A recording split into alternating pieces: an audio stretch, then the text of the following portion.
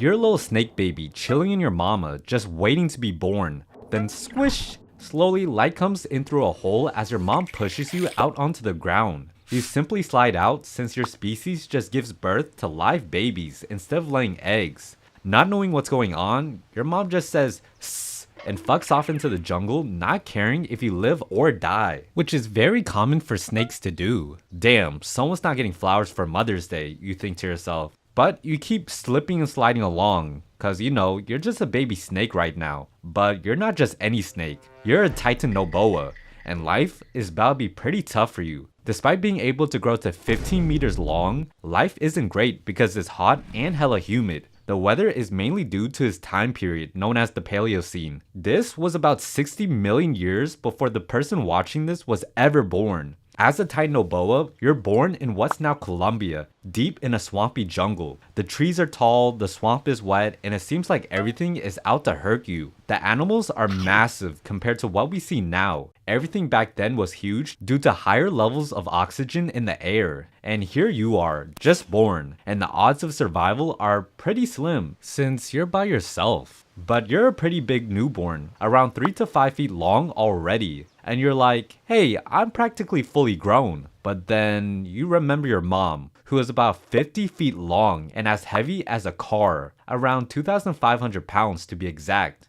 and realize, I'm just getting started. And also, your friends will never let you hear the end of yo mama so fat jokes. But if they do that, you'll just eat them, cause you literally eat everything, even other Titanoboas. You're about to be the apex predator of the jungle. You slither through the jungle and swamps, leaving a trail in the mud like a massive noodle, looking for something to eat. You try out small stuff at first, while you're only a few feet long, like frogs, birds, maybe even a rat or two. But quickly, you grow and think that a better meal would be something big. You're swimming around in the water, using your wide body to stay afloat, which is when you see a tortoise, the size of a trash can lid, just hanging out, munching on some leaves. And like any good predator, you slide into those DMs. You say as you slither up next to him. The tortoise looks at you like, bro, I'm just trying to sunbathe, get off my lawn. And you're like, sorry buddy, as you wrap your body around him. But the tortoise thinks it's safe in his shell when, crush, he's smashed flat in his own shell. You loosen your grip around him and you put your mouth up to him, open up your jaws nice and wide and slide his body in. Titanoboas can open their mouths up to 6 freaking feet wide and would swallow most grown adults whole. So by doing this, you slide that tortoise in and you eat his squished remains slowly. Constrictors typically like to take large amounts of meat down their throat very slowly. Hey yo, get your mind out of the gutter. Anyways, as a Titanoboa, life seems pretty good. You've got no predators, only prey. I mean, who could down a 15-meter long noodle? Maybe some girls in the comments of Twitter posts. If you know, you know. You're growing fast, stretching out like a big scaly limo. You aren't satisfied by tortoises and rats anymore. Time for something much bigger. Soon, you're tackling some prehistoric crocodile. His jaws might be able to snap logs. But you're like, try me. You coil around it, squeezing like it's an oversized stress ball. Until, crunch, you snap his back in half like a toothpick. Another filling meal. And now you've grown to the biggest, baddest dude in the swamp. You've hit a solid 40 to 50 feet in length. That's the length of a whole ass tractor trailer. But now, since you're feeling quite good and successful about yourself, you get on Snake Tinder and start looking for a mate. Time to rizz up some snake yats!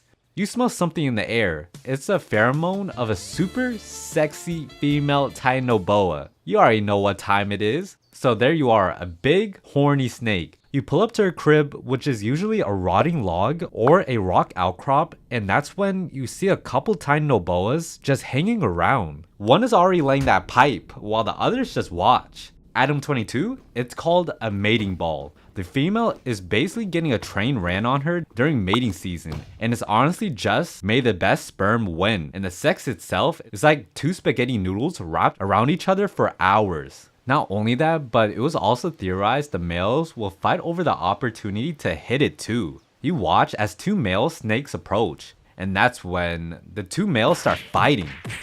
Chomp, squeeze. In an aggressive fight, one finally wraps around the other, squeezing his life out of him. His limp body drops to the floor. You watch as the winner approaches the female. She signals it's time for the deed, and he goes at it. He looks satisfied after doing it, but then the female wraps around him, crushing down on his back. He's like, "Damn girl, you crazy bitch!" as she chokes the life from his body, then proceed to devour him, which is pretty normal for Titanoboas. You watch that in horror, going, maybe it was the best it wasn't my turn to mate, as you slither away. And luckily, somehow, you're able to escape the mating season and survive. But things are about to get worse for you. Like, much worse. Not only have you needed to be nice and hot, but you've been living in a swamp your whole life. And a lot of the other animals have been evolving to avoid you as well. The animals are getting smaller and quicker. The world is getting colder, and the oxygen isn't as high as it once was. Meaning things aren't growing as big as they once did. Plus, turns out a climate shift is coming. The swamps are drying up and temperatures are dropping. Not ideal for a cold-blooded giant like you. Slowly, your food sources get smaller and smaller, and you find fewer places to hunt comfortably. So then you get hungrier, slower, and less effective at taking down prey. Evolution isn't on your side. In time, you and your fellow Titanoboas start to die off from all of this. Eventually, you find yourself slithering deep into a cave, waiting for your end. It's been fun, you think, as you reflect on your life. You're probably about 30 to 40 years old at that point, but your species was around for millions of years. You're the last of its kind, so you take one last breath deep on the ground, and finally, you die, leaving behind only bones. Millions of years go by and no one knew you ever existed until one day, 60 million freaking years later, in Colombia, 2009, coal miners would find your bones. Bang!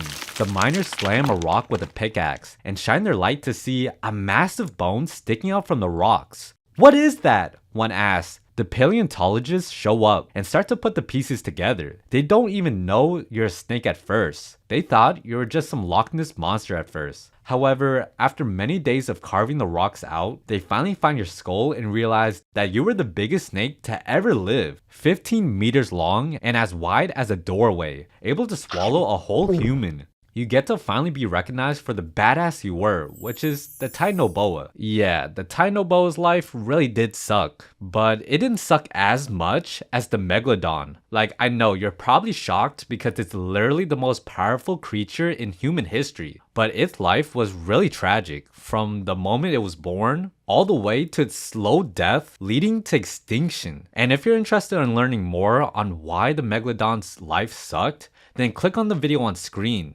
You're gonna learn a lot. Trust me. I learned a bunch of stuff that school didn't even teach me. So go ahead, click on the video. Help your boy out, come on!